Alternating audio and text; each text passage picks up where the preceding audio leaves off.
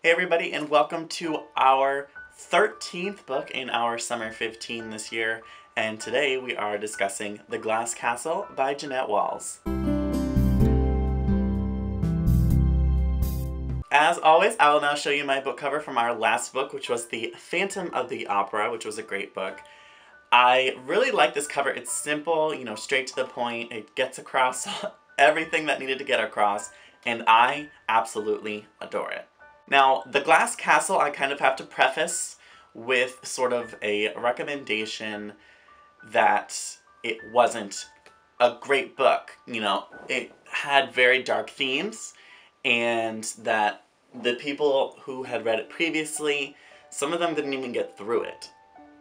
So, having said that, I went into reading this book with that sort of mindset, and I was really pleasantly surprised by it. I mean, it was sort of a dark book, I guess. I took it from the standpoint of, yes, it's a book about poverty, and yes, it's a book about the struggles of going from rags to slightly less raggy rags, but I sort of read it as somebody with the gusto and the determination that they needed to get out of that situation. And that's how I read it. So for me, I thought it was a great book. I thoroughly enjoyed it. I read it in like 3 days. Just every night I would sit here until like 2 in the morning and read it. And I loved it, I really related to the characters, and at some points I even pictured myself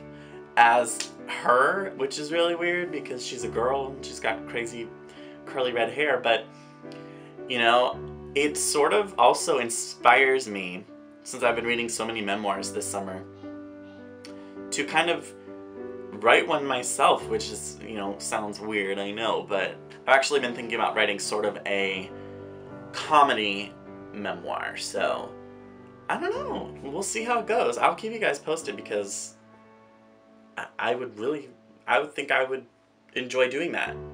And, getting the feedback from you guys. So let me know what you guys would think if I wrote a memoir over the next year or so. I would absolutely recommend this book to anybody who has ever had to deal with struggles in their life, and not necessarily that have even risen above them. Also, you could read it if you have risen above them, but if you haven't yet, it's also sort of an inspiration and sort of a guideline to, figuring out your next step in figuring out your life. Like I said, I was inspired by it, not only because of the fact that it was a great novel, but also because it sort of opened my eyes to think better of myself and to achieve for greater things. The next book in our Summer 15 is Little Vampire Women by Louisa May Alcott and Lynn Messina.